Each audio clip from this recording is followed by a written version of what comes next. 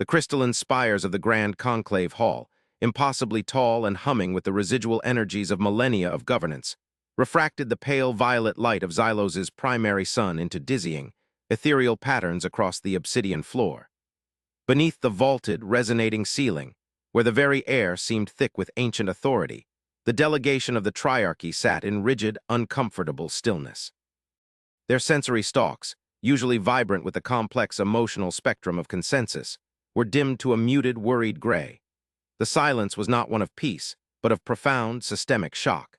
Projected before them, shimmering in the null space at the center of the immense chamber, was the data slate, the only verifiable record of the initial encounter, the moment the concept of humanity had fractured the established cosmological certainty of the federated Xylani hegemony.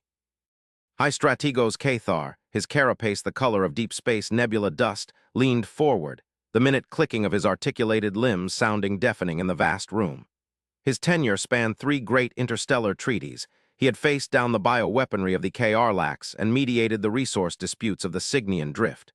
But this defied all known heuristics of sentient aggression.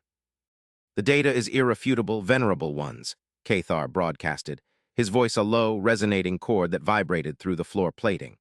The single exploratory vessel, the one designated Harbinger, which initiated subwarp transit into the outer system of the third planet, the one they term Earth, was intercepted, neutralized, and structurally disintegrated within a standard rotational cycle of their local star. Not by overwhelming force, not by a coordinated defense grid. By one object, one singular, uncatalogued aggressor platform. He paused, allowing the weight of the admission to settle, the political fallout already tasting like ash in the mouth of every attending dignitary. The Xylani understood slow conquest, attrition warfare, the precise application of overwhelming, civilized superiority. They did not understand immediate surgical obliteration delivered by an unknown entity operating outside the parameters of established physics. Venerable Counselor Xylos, whose ancestral memory extended back to the formation of the hegemony's first orbital defense platforms, twitched his delicate upper sensory appendages, a sign of profound mental strain. "Strategos Cathar, you present conjecture based upon incomplete telemetry. The Harbinger was a scout, lightly shielded, yes, but equipped with standard defensive countermeasures. If an indigenous entity possessed kinetic or directed energy weaponry capable of bypassing its composite shielding layers in a matter of moments, they would not be an emerging species. They would be a galactic apex predator. Our long-range observational probes recorded no comparable energy signatures in that tertiary star system for the entirety of the last 3,000 local rotations. Where did this capability originate? What is the nature of this humanity?" Xylos's tone was sharp, laced with the implicit accusation that Cathar had failed to adequately assess a threat, a failure that could lead to the downgrading of the entire Triarchy's security rating. The air grew colder as the projection shifted, displaying the final moments of the Harbinger. The image was grainy, distorted by emergency countermeasures, but the result was devastatingly clear. A shape utterly lacking the familiar, organic sweep of known propulsion fields or the structured geometry of civilized armament pierced the scout's primary energy buffer. There was no elaborate charge-up sequence, no telltale spectral flare preceding the impact, just instantaneous catastrophic failure. The shape itself, small, compact, and utterly featureless from the angle of the recording, seemed to obey no known principles of momentum transfer. It was as if reality itself had briefly accommodated a focused, localized impossibility. "Their communication attempts were equally perplexing," interjected Emissary Virine, the chief xenolinguist, her voice tight with intellectual frustration. "Before the destruction, they sent a standardized hegemony hail, a basic query regarding interstellar presence. Our automated response, coded in universal mathematical constants, was returned instantly. Not with a reply, strategos, but with an acknowledgement of receipt, immediately followed by a directive that violated every known protocol of peaceful first contact. It was a command, not a salutation. It demanded the immediate cessation of our presence in the sector, specifying the exact trajectory for immediate withdrawal, measured to a precision of 3 decimal places across the light-year metric.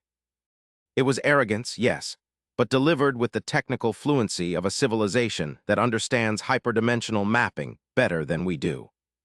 Cathar straightened, the subtle CL, icking subsiding as he brought his considerable political will to bear on the room. Arrogance, emissary, is the foundation upon which species collapse. We have spent cycles establishing the prime directive, the cautious, measured expansion that prevents precisely this kind of impulsive engagement. We came expecting a nascent civilization, one requiring gentle integration into the galactic consensus, perhaps a period of controlled oversight before full membership. We expected fear, compliance, or perhaps the organized defense of a territorial species. What we received was neither. We received silence, punctuated only by the sound of our own vessel being erased from existence by an entity that appeared to be testing its reaction time against us. The very concept undermined the Zalani hegemony's core philosophical tenet. That civilization was synonymous with measured technological ascent, achieved through structured cooperation and slow, verifiable mastery of physics. To encounter a species that either possessed technology so far beyond theirs that it appeared magical, or possessed an innate, terrifying capability that rendered conventional defense obsolete, was existential dread rendered manifest. If humanity existed, what did the Zalani, the supposed custodians of this quadrant, truly know? "We must convene the full Imperial Council," mandated Elder Thrax, his voice carrying the weight of accumulated centuries of political maneuvering. He was the arbiter of precedent. This is no longer a matter of border skirmish or localized anomaly. If this humanity possesses the means to deliver such a response from within their own system, meaning without deploying fleets, without even fully exiting their own gravity well, then our entire projected expansion path toward the Orion Arm must be halted. The implications for the Krillian trade routes alone are catastrophic. Thrax's concern was pragmatic. The hegemony did not fear death as much as it feared economic instability. "But Elder Thrax," Cathar countered, his own fear now transmuted into a cold, hard resolve. "If we withdraw now based on the destruction of a single scout, we signal weakness. We confirm their dominance. Every fringe world we have nominally protected will see the withdrawal as an admission that humanity holds a superior strategic advantage. The minor powers will rise, attempting to claim territory vacated by the hegemony's retreat. We cannot allow chaos to metastasize because of a single, terrifying data point." The debate devolved into the familiar, agonizing oscillations of Zilani governance, caution versus projection of power. But beneath the political machinations lay a deep, shared psychological discomfort. The Zilani had cataloged thousands of emerging species, always positioning themselves above, guiding them toward enlightened participation. Humanity, by all initial projections based on their limited electromagnetic output and rudimentary spaceflight signature, should have been categorized as Type 07, a species capable of atmospheric flight, perhaps early fusion capability. Instead, they had behaved like a Type 4 civilization attempting to swat an annoying insect. Virene projected a spectral rendering of the human home world, the fragile blue marble shrouded in atmospheric haze. Their recorded planetary defense infrastructure is rudimentary. Patchy orbital defenses, localized kinetic weaponry, no indication of sustained field manipulation technology that would explain the propulsion signature we observed on the interceptor. This suggests one of two scenarios. Either the weaponized capability is integrated directly into their biology or social structure, or the entity that destroyed the Harbinger was an autonomous, dedicated defense mechanism so profoundly compartmentalized that it registers as indigenous background noise to our deep scan arrays. The room settled into a taut silence, the violet light seeming to press down on them. The Zalani believed in predictable mechanisms. Energy expended must equal energy received. Cause must precede effect in a logical sequence. Humanity offered only an effect, devoid of a recognizable, proportionate cause. It was an aesthetic violation of their worldview. "We require more data," Thrax finally declared, his voice edged with metallic finality. "But direct engagement is currently deemed unacceptable risk. Strategos Cathar, I authorize the deployment of the observation mandate. You will send a diplomatic vanguard, not military, under the strongest possible veil of non-aggression. They will approach the third planet, establish low-orbit communications, and attempt to initiate dialogue. If the human entities prove amenable to dialogue, we will proceed with careful, controlled integration. If they demonstrate hostility again, we will retreat instantly and seal the sector permanently." Cathar inclined his head, a movement signifying acceptance of immense risk. "Understood, Elder. We shall prepare the..." "Pillar of diplomacy. May the great algorithm favor our caution. He knew, as did all assembled, that caution in the face of such demonstrated power was merely a polite term for controlled surrender. They were sending messengers to a creature whose shadow they could not even perceive, hoping it would choose not to crush them before they could offer tribute. The stakes were not merely territory or resources. They were the established order of the known universe, hanging on the volatile, terrifyingly opaque nature of the species called humanity. The diplomatic vanguard, designated the pillar of diplomacy, was a masterpiece of Zalani non-threatening design. Wide, flowing lines, passive reflective hull plating that absorbed rather than projected energy, and deliberately slow, ponderous maneuvering thrusters intended to convey a complete absence of speed or offensive capability. Aboard the primary vessel, positioned in the quiet, insulated core where no external sensor noise could penetrate the central command sphere, Ambassador Lyra felt the familiar, low thrum of high-level anxiety radiating from her crew. Lyra was an empathic specialist, her neural network designed to parse the complex, often contradictory signals of emerging species. Against the humans, her skills felt useless, like attempting to measure a tidal wave with a drinking straw. Proximity reading to the designated communication envelope stabilized, reported Sensor Chief Jack, his voice clipped and precise. We are maintaining the mandated 75,000 kilometers from the third planet's upper atmosphere. No detectable weapon locks, no aggressive maneuvering from indigenous contacts, yet the entire sector pulses with unexplained background radiation signatures. Too low for weapon discharge, too organized for natural cosmic noise. It feels disciplined. Lyra closed her primary optical receptors, focusing her internal processing. The Zalani approach to diplomacy was predicated on establishing clear hierarchies of technological understanding. You showed respect by demonstrating you understood their limitations, and you offered concessions based on your recognized superiority in logistics, longevity, or resource control. Humanity offered no such footholds.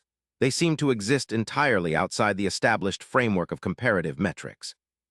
Prepare the Universal Salutation Matrix, JEC, Lyra instructed, her mental projection smooth and even, overriding the crew's simmering unease. Ensure the energy signature is exactly what they received from the Harbinger's automated response system. No more, no less. We are mirroring their implied capability, not challenging it. We want them to understand that we have analyzed their response with the dedication of a scholar reviewing a masterwork, not the indignation of a victim. This was the crux of the gamble, treating the hostile, silencing response as a demonstration of advanced communication, rather than an act of war. If humanity desired isolation, the Zalani would offer an elaborate, respectful retreat, provided they first understood why they were being dismissed. The designated transmission window opened. Lyra felt the controlled outflow of energy as their vessel broadcasted the precisely calibrated signal, the mathematical acknowledgement followed by the formal, polite request for dialogue, written in the distilled essence of logic that transcended any single spoken language. The response was immediate. There was no further transmission of complex data packets, no coded warnings. Instead, a single focused beam of energy, precisely calibrated to bypass their passive shielding entirely, locked onto the pillar of diplomacy. It was not destructive. Lyra's internal monitors registered the energy signature as highly organized, non-thermal, and most disconcertingly, resonant with the very frequency of their vessel's core life support systems. Impact imminent, Jack cried out, his composure shattering. Hold, Lyra commanded, bracing for the systemic shutdown. But the shutdown did not come. Instead, the energy beam settled upon the hull and the ship's internal systems flickered, not failing but momentarily reprioritizing. All secondary functions ceased. Climate control, non-essential lighting, even the delicate molecular stabilization fields holding the structure rigid, all suspended. The ship was momentarily reduced to its absolute necessary core functions, the life support for the bridge crew and the ongoing signal reception. When the energy beam retracted, it had taken less than a second. The secondary systems instantly snapped back online, their internal chronometers showing a discrepancy of precisely 1.0004 seconds lost. Report, Lyra breathed, fighting the instinctive urge to flee. Her empathic network was screaming. The human signal had not conveyed aggression, but rather overwhelming, cold authority. Ambassador, Jack stammered, his voice weak. The beam, it wasn't an A. T-tac, it was a command. It forced a system-wide temporary lockdown, prioritizing only organic survival and external data reception. It was a technological equivalent of physically restraining us and demanding our attention. Before Lyra could process the terrifying implications, that an unknown force had instantly seized complete control over their highly complex proprietary drive systems, a new signal flooded their communication arrays. It bypassed all Zelani firewalls, all cryptographic layers, embedding itself directly into the bridge crew's neural interfaces, perfectly translated, bypassing the cumbersome linguistic processing units entirely. It was a direct, calm, unhurried stream of thought. Ambassador Lyra of the Zelani hegemony, your caution is noted. Your demonstration of controlled withdrawal capability is appreciated. We accept the request for dialogue. Do not approach closer than your current vector. We will engage at this distance. Identify your delegation's primary intent for violating the established cordon around this celestial body. The message was not delivered with the booming pronouncements of an empire, nor the pleading cadence of a supplicant species. It was the measured, reasonable tone of a senior administrator addressing a junior colleague who had accidentally wandered into a secure zone. It was utterly without aggression, yet possessed an inherent, unchallengeable rightness. Lyra felt a strange sense of clarity overwhelm her fear. This was not arrogance, it was objective certainty. Humanity did not believe they were superior. They operated as if that superiority was a self-evident physical constant like gravity. Prepare the formalized response, Lyra said, her own internal energy fields beginning to stabilize as she adapted to the unexpected parameters. Jack, analyze that focusing beam. Identify its mechanism. I do not want conjecture, I want physics. And instruct the crew, we are no longer in a diplomatic mission. We are in an interview with a superior intelligence. Maintain absolute, verifiable honesty. The primary intent of the hegemony, Lyra knew, was twofold: survival and the maintenance of the established order. They needed to understand what threat this entity posed, and if that threat could be reasoned with, redirected, or, failing all else, contained. The exchange continued across the gulf of 75,000 kilometers, an unnatural stalemate maintained by human will. The Zelani found that engaging with humanity was less like negotiating with another species, and more like attempting to reason with a fundamental law of the universe. Every question was met with an answer that was technically true, yet seemed to reveal only the surface layer of a vastly deeper, more complex reality. We observe, Lyra transmitted, her holographic avatar projected onto the communication screen, a traditional Zelani depiction of their most respected form, tall and geometrically pure. That your species has achieved a level of instantaneous strategic projection capability that exceeds all known theoretical models for a species categorized as Type 09. The destruction of the Harbinger required a localized manipulation of spacetime, a concept we believed required gigaton-scale energy generation and sustained field manipulation over extended periods. Your method was immediate and contained. We seek to understand the technological base that permits such efficiency. The human representative materialized. The feed was high-resolution, direct sensor input, bypassing standard broadcast distortion.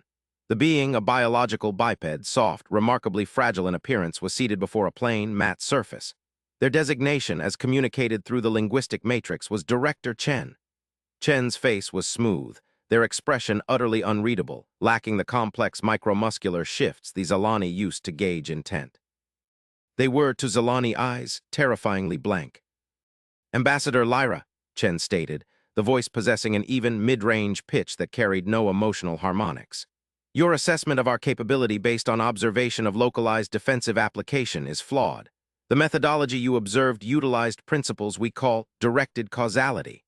We do not manipulate spacetime. We utilize the structural inconsistencies within the local manifold to dictate the required outcome. The energy expenditure required for the effect you witnessed is negligible, as the mechanism is rooted in information density, not raw power output. This was the first conceptual barrier. Zelani technology, their entire understanding of physics, was built upon power scales. The bigger the energy source, the greater the effect. Information density as a primary weapon metric was nonsensical, a philosophical absurdity. Director Chen, Lyra pressed, trying to anchor the conversation to something tangible. We classify emerging powers by their capacity for sustained interstellar tran. sit, and large-scale environmental manipulation. By all quantifiable metrics, your civilization remains planetary-bound. Yet, you possess the capacity to eliminate a hegemony scout before it registers a hostile lock. This disparity suggests intentional misrepresentation of your development phase. Are you concealing the bulk of your infrastructure? Chen offered a slight, almost imperceptible nod. We are being transparent, Ambassador. You are misinterpreting the data provided by your instruments. The term planetary bound is a designation of choice, not capacity. We maintain planetary presence because our entire civilization's focus, is directed inward toward the complex ethical and logistical challenges of sustainable coexistence on our home world. Large-scale interstellar projection and resource strip mining, as practiced by your hegemony, is regarded as technologically primitive, inherently destabilizing, and ultimately inefficient. The implication struck the bridge crew like a physical blow. Humanity was not an emerging power they needed to integrate. They were a highly advanced civilization that had chosen not to participate in the galaxy's established power structures, dismissing interstellar empire building as unsophisticated. Inefficient, Lyra echoed, struggling to maintain the necessary veneer of diplomatic calm. The hegemony has secured 16-core spiral arms, stabilized countless unstable systems, and mediated the cessation of multiple galactic-scale conflicts through organized presence and shared resource management. Chen leaned forward slightly, their blank gaze unwavering. You have secured territory, Ambassador. You have achieved large-scale organization. You have not achieved true sustainability. Your constant expansion requires the continual assimilation or subjugation of less developed species to maintain the energy balance of your bureaucratic superstructure. You are, by definition, parasitic upon the very concept of development. We observed this pattern through the low-frequency subspace chatter your ships generate. We see instability. We see a system designed for eventual self-correction through catastrophic collapse. The weight of Zalani history, their pride, their entire political structure, was being dismantled by this soft, calm being from a blue world they had arrogantly categorized as a potential resource dependency. And what, Lyra asked, the tension in the bridge absolute, is the purpose of your current level of observation of the hegemony? If you reject our methods, why dedicate resources to monitoring our existence? Chen paused, and for the first time, the visual field seemed to subtly shift, perhaps a change in environmental lighting on their side, or a subtle adjustment in their internal psychological state. We monitor the hegemony because your current trajectory intersects with a designated quarantine zone. When the Harbinger entered our system, it was crossing a threshold that we designated as a region of necessary isolation for the safety of all parties involved. Quarantine zone, Lyra projected, instantly broadcasting the audio feedback to the Grand Conclave Hall, knowing that the elders would be listening, their collective fear now magnified 1,000-fold by this terrifying condescension. We are aware of no such zone in this sector. Our charts are comprehensive. Your charts are incomplete, Chen replied simply. They reflect what you have encountered. They do not reflect what is. When we refer to the destruction of the Harbinger, we were not engaging in warfare, Ambassador. We were executing a security protocol. Your vessel was transmitting a low-energy, wideband signal signature, a unique spectral marker that, when analyzed by our deep archives, correlated precisely with the diagnostic pings utilized by a long-vanished, far more dangerous species whose presence we actively suppress. The silence this time was not one of confusion, but of dawning horror on the Zalani side. They had never considered themselves a threat to anything beyond weaker neighbors. They saw themselves as the established order. Director Chen, Lyra transmitted, her tone losing its diplomatic formality and becoming urgent, driven by the need for survival. You imply that our standard hegemony identification beacon, the universal marker for all hegemony vessels, is recognized by a hostile, extinct entity. This suggests that humanity possesses archives or knowledge older than the hegemony itself. How? Chen's response was slow, measured, carrying the gravity of ancient observation. We have been here for a very long time, Ambassador, longer than you categorize the emergence of starfaring life in this galactic arm. We did not evolve into technology. We evolved from a precursor state that had already mastered it.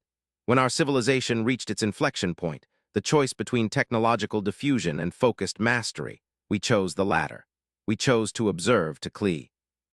and to maintain the integrity of the local environment until the chaos generated by nascent, power-hungry empires subsided. This was the reveal that shattered the Zalani world. Humanity was not an emerging peer. They were the silent custodians, the patient gardeners who had been cultivating the region while the Zalani were busy conquering dusty nebulae. "The signal you are transmitting," Chen continued, locking the communication channel again, forcing Lyra to listen intently, "is the archaic marker of the K-Zara incursion fleets. Those fleets, the true apex predators of this galactic volume, were not extinguished by the Zalani hegemony, as your historical records claim. They were contained by the precursor civilization that existed on this planet before the K-Zara were finally banished. We are the inheritors of that containment methodology. When your scout pinged that frequency, we were obligated to remove the risk of re-emergence contamination." The implication was staggering. The Zalani hegemony existed only within the safe, sterile sandbox maintained by humanity's ancient, patient vigilance. Their triumphs were accidents of timing, their security an unwitting byproduct of human self-isolation. "We came here," Lyra admitted, the confession a searing brand on her psyche, "with the intention of incorporating your world into the hegemony to guide your development." Chen allowed a faint, almost invisible wave of something that might have been pitied across their features. "That intent is precisely why we cannot permit further approach. Your incorporation model is the very pattern that attracted the K-Zara in the first place, the need to consume and expand until the local energy balance fails.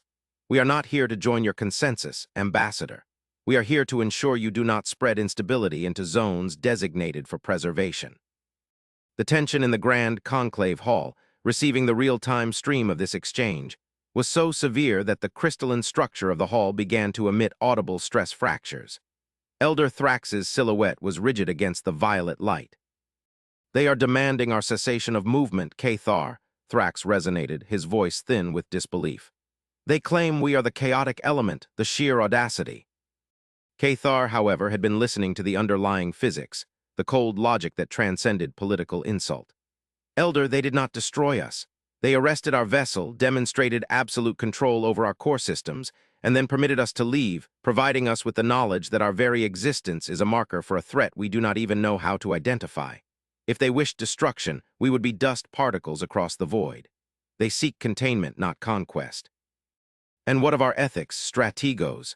demanded Counselor Xylos.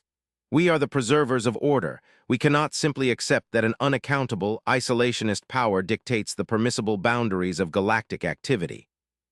"Our ethics demand the preservation of the hegemony, Counselor," Cathar retorted, his tone carrying the finality of a death sentence for the old ways. "And preservation requires adaptation. We are faced with a reality where our understanding of power is medieval. We must negotiate from a position of absolute compliance, or we risk triggering a genuine security response that will not merely destroy a scout, but erase our entire sector's history." Back aboard the Pillar of Diplomacy, Lyra made the decision that would redefine Zalani interstellar history. She deactivated the slow, ponderous propulsion systems, locking the ship into its current orbit. It was the ultimate gesture of submission, the physical manifestation of halting expansion. "Director Chen," Lyra broadcasted, her own projected image now kneeling slightly, a gesture of profound cultural respect that she hoped translated across biological barriers. "We accept your assessment of our current expansion methodology as destabilizing. We request an immediate cessation of hostilities and the establishment of a formal, transparent channel for information exchange, focused specifically on the nature of the K-Zara threat and the parameters of the quarantine zone you maintain." Chen watched the gesture, the Zalani equivalent of lowering all weapons and offering the throat with the same unsettling neutrality. "Your willingness to cease expansion is a positive step, Ambassador.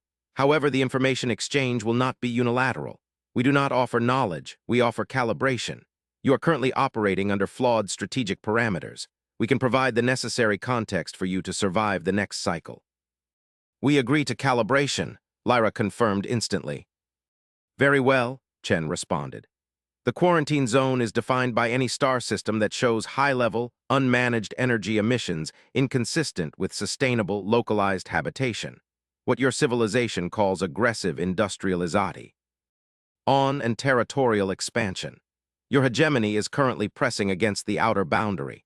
We are not interested in governing you. We are interested in ensuring you cease expansion before you generate an energy profile that forces us to enact a full system purge. This was not the grand confrontation they had prepared for. No massive fleet battle.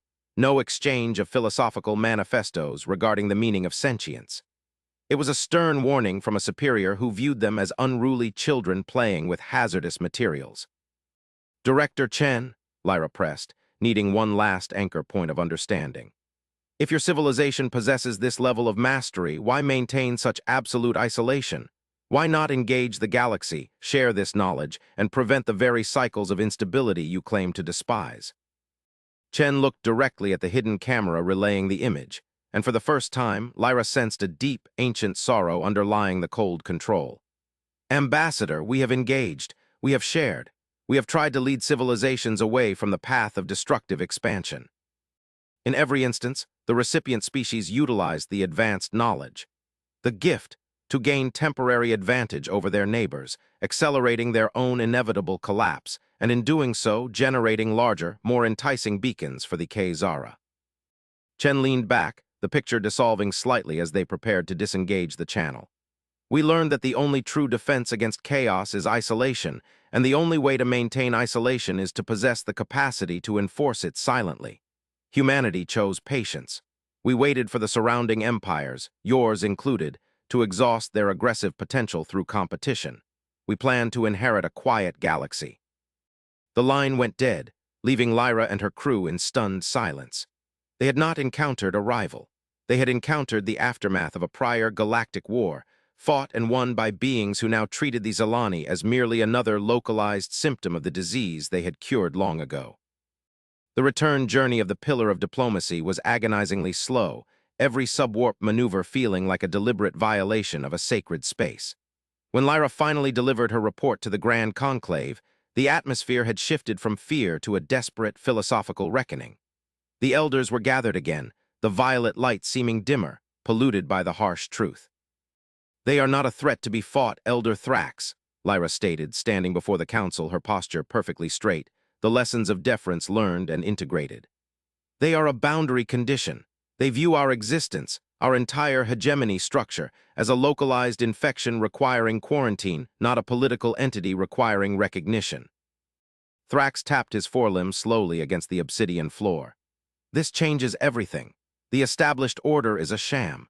Our history, the narrative of the Zalani rising through sheer, superior will, is a fabrication maintained only because humanity chose not to correct the record. Precisely, Lyra confirmed. They possess the technology, directed causality to erase us instantly. Their restraint implies a moral or ethical calculus we do not yet comprehend, one that prioritizes systemic stability over ideological victory. They do not conquer, they prune.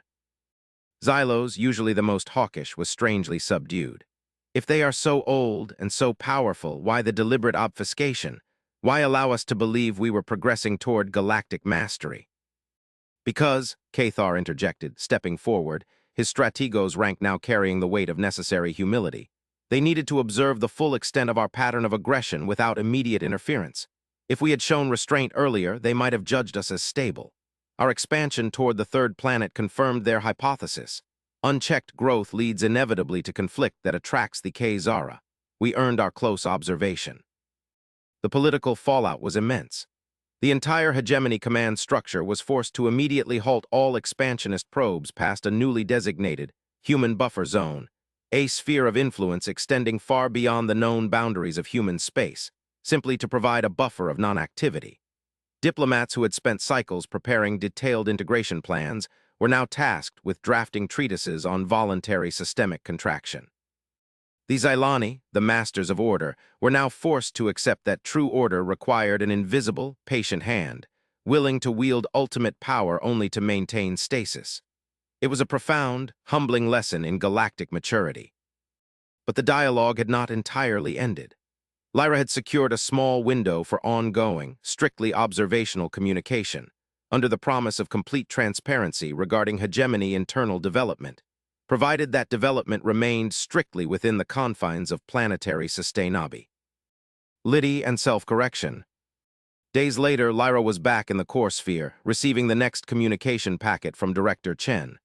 It was not a response to a question, but a deliberate transfer of data, a calibration update, as Chen termed it. Ambassador Lyra, Chen began, the projection flickering into life. We have observed your rapid realignment. Your species demonstrates a high capacity for ethical self-correction when faced with an undeniable existential threat model. This is a rare positive indicator. We are learning, Director, Lyra replied, allowing a measured sense of relief to enter her projection. The concept of systemic maintenance rather than aggressive expansion is being assimilated into our strategic doctrine. We seek to understand the K-Zara, the threat you dedicated your civilization to containing. Chen's expression remained placid, yet the atmosphere around them seemed to darken infinitesimally. The K-Zara were not merely aggressive expansionists, Ambassador. They were energy parasites. They did not conquer worlds. They consumed the localized gravitational and energetic potential of entire solar systems, leaving behind stellar husks and vacuum. Your hegemony's pursuit of maximizing energy throughput through uncontrolled stellar harvesting would have served as an unmistakable beacon to them within the next 2 local centuries. This was the larger twist. Humanity was not just protecting their backyard from an emergent rival. They were maintaining the entire sector against a cosmic predator the Zalani had never even detected, one whose very existence was predicated on the kind of aggressive technology the hegemony prized. We have transmitted schematic data regarding the K-Zara's energy signature tracking methodology, Chen continued. It is rudimentary data. Full understanding requires context that we cannot transfer digitally without compromising security protocols. However, the key is pattern recognition. The K-Zara emit a specific, complex resonant wave when harvesting, a wave that is partially masked by the very energy fields your hegemony utilizes for long-range navigation. Lyra felt a cold sweat prickle across her carapace. Every hegemony warp jump, every massive industrial output on a subjugated world had been a gradual, unwitting advertisement for the K-Zara. Director, Lyra whispered, if you possess the knowledge to track this threat, why not warn the hegemony directly before the Harbinger incident forced your hand? Chen regarded her for a long, silent moment, the image heavy with the gravity of millennia of solitary stewardship. Ambassador, we have sent warnings. Thousands of discrete, anonymous signals over the last 10,000 rotations, disguised as astronomical anomalies, as exotic energy bursts, attempting to subtly divert the trajectory of expansionist powers away from critical pathways. Every time the recipients, your predecessors, the KR-Lax, the Signian precursors, interpreted the anomaly as a resource to be exploited or a competitor to be eliminated. The pattern is immutable. Aggression interprets aid as weakness. Your species only responded when the threat was immediate, overwhelming, and undeniable.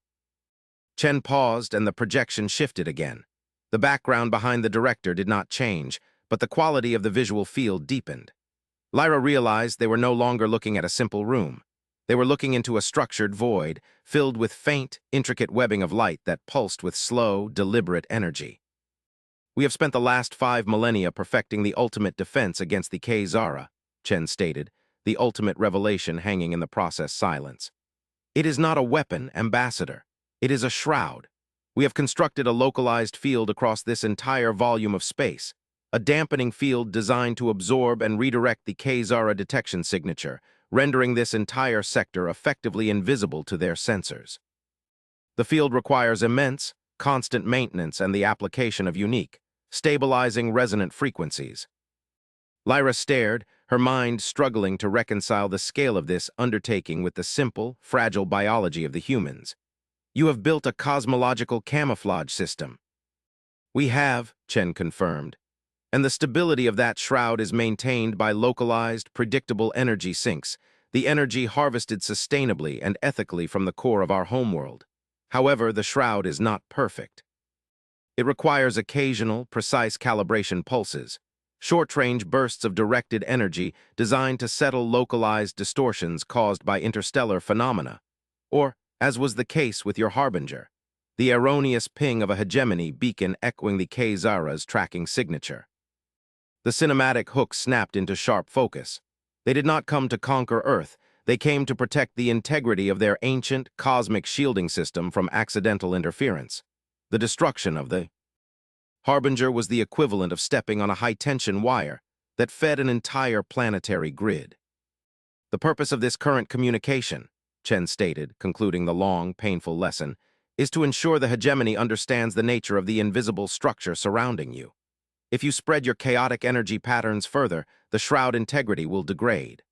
When the shroud degrades, the K-Zara will notice the localized anomaly, the sudden appearance of high-energy stellar consumption where there was previously quiet entropy. And when they arrive, they will consume everything that generates that disruptive signal. Chen looked directly at Lyra, the first sign of genuine, profound weariness crossing their features. Ambassador, you must convince your hegemony to cease aggressive expansion. You must trade ambition for survival. We have fought the war you are unknowingly preparing to invite. We have won it, but the price of vigilance is eternal neutrality. If you cooperate, we will integrate your system into the protection of the Shroud, granting you relative safety from cosmic predation. If you continue your expansion, we will be forced to apply the full spectrum of our corrective protocols to your source of instability. Lyra knelt lower, her entire being aligned with the necessary conclusion. The arrogance of the Xylani was not a shield, but a target painted onto their collective star charts. Humanity was not their conqueror, but their unlikely, silent saviors, whose ethics demanded self-imposed isolation to prevent the collapse of the entire civilized structure. We understand the terms, Director Chen, Lyra broadcasted, not just to the human, but to every governing body of the Xylani hegemony who would analyze this chilling transcript. We will cease the expansion. We will dedicate the resources previously allocated to conquest toward understanding sustainable coexistence and maintaining the integrity of the Shroud. Humanity has demonstrated that true power lies not in the capacity to destroy, but in the wisdom to preserve silence. The transmission ended. The silence that followed was unlike any the Xylani had ever known. It was not the silence of anticipation or of fear of the unknown. It was the deep, echoing silence of a vast structure, the universe itself, being carefully maintained by quiet hands, hands that had once been human, ensuring that the chaotic noise of empires did not attract the attention of things that hunted by sound.